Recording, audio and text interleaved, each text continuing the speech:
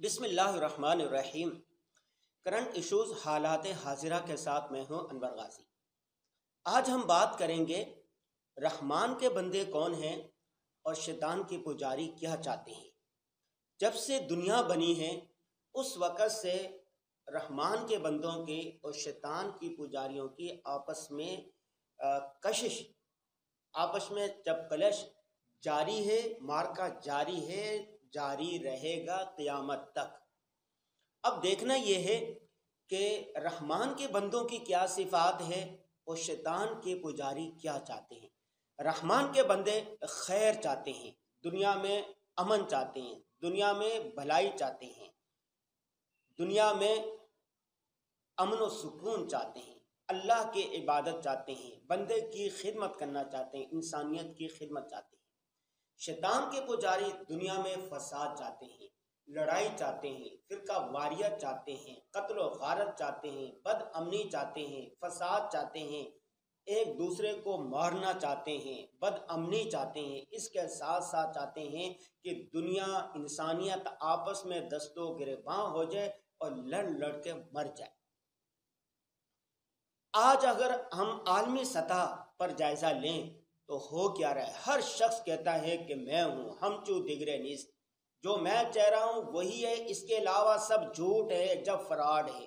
دوسرے بھی یہ چاہ رہے ہیں، تیسرے بھی یہ چاہ رہے ہیں۔ نتیجہ کیا ہوتا ہے؟ ایک انانیت کی جنگ ہے، ایک اقتدار کی جنگ ہے، ایک ہوس کی جنگ ہے، ایک شیطان کی پجاریوں کی جنگ ہے جو دن بدن بڑھتی چلی جا رہی ہے۔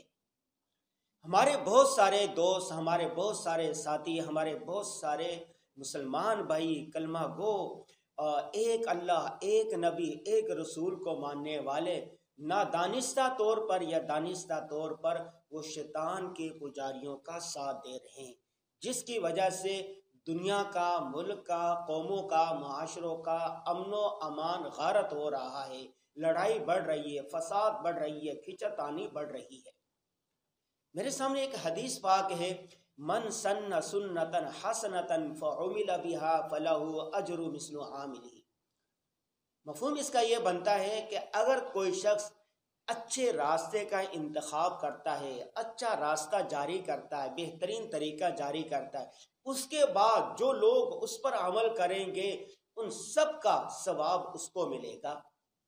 مثال کے طور پر کوئی ایک سنت ہے، لوگ اس کو زندہ نہیں کر رہے، مثلا تعدد ازواج ہے۔ ہمارے ہاں بر صغیر پاک و ہند میں تعدد ازواج کو برا سمجھا جاتا ہے، جس کی وجہ سے بہت ساری برائیاں، فحاشیاں یہاں پر اس کا بول بالا ہو رہا ہے۔ جو شخص تعدد ازواج کو رواج دے گا، جب نکاح زیادہ ہوں گے، نوجوان شادیاں زیادہ کریں گے، فحاشی، عریانی اور زنا کا سد باب ہو جائے گا۔ جو اس کو رواج دے گا، بعد میں لوگ اس پر عمل کریں گے، فحاشی عریانی رکے گی، تو کیا ہوگا؟ اس سنت کو زندہ کرنے والے پر، جس نے آغاز کیا، جس نے اس کو احیاء کیا ہے، ان سب کا ثواب اس کو ملے گا۔ جو شخص یہ چاہے کہ ہمیشہ ملک میں سچ کا بول بالا ہو، ان اصولوں کی سیاست ہو، قوانین کی پابندی ہو، مثالی عدل و انصاف ہو، ہر حال میں عدل کا ساتھ دیا جائے، اس کو رواج دے گا، تو جو لوگ بھی اس میں بعد میں عمل کریں گے ان سب کا ثواب انہی کو ملے گا۔ مثال کے طور پر کوئی شخص چاہتا ہے کہ معاشرے کو صاف ستھرا ہونا چاہیے، صفائی ہونی چاہیے، گلیوں کی صفائی ہونی چاہیے، پارکوں کی صفائی ہونی چاہیے، گھر کے باہر کی صفائی ہونی چاہیے، انسانوں کے اپنے جسم کی صفائی ہونی چاہیے، یہ صفائی کو رواج دے گا۔ اور یہ سلوگن اگر آگے بڑھے گا، لوگ اس پر عمل کریں گے، تو جس نے اس کا آغاز کیا ہے، جس نے اس کو رواج دیا ہے، ان سب کا ثواب اس کو ملے گا۔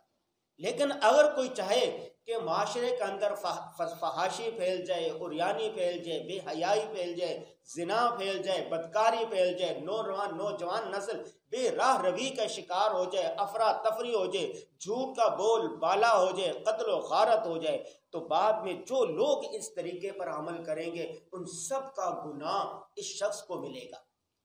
مطلب ہماری سیاست کو دیکھ لیں، ہمارے حکمران، ہمارے سیاستدان ایک دوسرے پر عیب لگا رہے ہیں، ایک دوسرے کو تانا زنی کر رہے ہیں، ایک دوسرے پر کی پگڑیاں اچھال رہے ہیں، ایک دوسرے پر فحاشی اور یعنی پر مبنی ویڈیوز جو ہے وہ اس کو نشر کر رہے ہیں۔ جو نئی جنریشن ہے، نئی نسل ہے، جو اس پر چلے گی، اپنے سیاستدانوں کے، اپنے قائدین کے طریقے پر چلے گی، ان سب کا گناہ بھی ان کو ملے گا۔ آپ دیکھیں گزشتہ 5 سال کے اندر پاکستان کے اندر جو سیاست کی نئی روایات آئی ہیں، ایک دوسرے کو گالی دینا، ایک دوسرے کے برے القابات سے پکارنا، ایک دوسرے پر الزام لگانا، ایک دوسرے کی فحش ویڈیو شائع کرنا، ایک دوسرے کی خفیہ آڈیوز لیک کرنا، جو لوگ یہ چاہتے ہیں، جس نے ان روایات کو رواج دیا ہے، نئی جنریشن جو بھی اس پر عمل کرے گی، ان سب کا گناہ ان قائدین کو ملے گا۔ اسی طرح اگر کوئی چاہتا ہے کہ زبانی الفاظ، گندے الفاظ، گالم گلوچ کا بول بالا ہو، اور وہ اس کو رواج دیتا ہے، کہ جو لوگ بھی یہ کریں گے سب کا گناہ ان کو ملے گا۔ ایک فحاشی عریانی پر مبنی ویڈیو ہے، آپ کے پاس ویڈیو ہے، آپ کسی واٹس ایپ گروپ کے اندر ہیں، آپ نے وہ شیئر کر دی، واٹس ایپ گروپ میں 300-400 لوگ ہیں، جس نے یہ فحاشی عریانی پر مبنی ویڈیو یا تصویر دیکھی، ان سب کا گناہ بھی اس کو ملے گا۔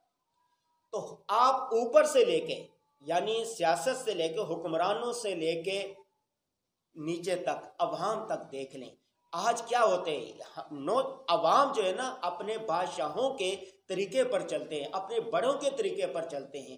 اگر بڑے لوگ، حکمران، علماء، زعماء، مذہبی قیادت ایک دوسرے پر الزام لگائیں، ایک دوسرے پر ایجنٹ ہونے کا الزام لگائیں، ایک دوسرے کو یہودی کہیں، ایک دوسرے کو منافق کہیں، ایک دوسرے کو دغاباز کہیں، تو یہی لینگویج کے نیچے والے اس کے جو کارکن ہیں وہ استعمال کریں گے۔ نتیجے کے طور پر اس معاشرے کے اندر فحاشی، عریانی، بدکاری آئے گی، اور ایسی غلیظ اور گندی زبان استعمال کی جائے گی کہ معاشرے کی چولیں ہل جائیں گی، نئی نسل تباہ و برباد ہو جائے گی۔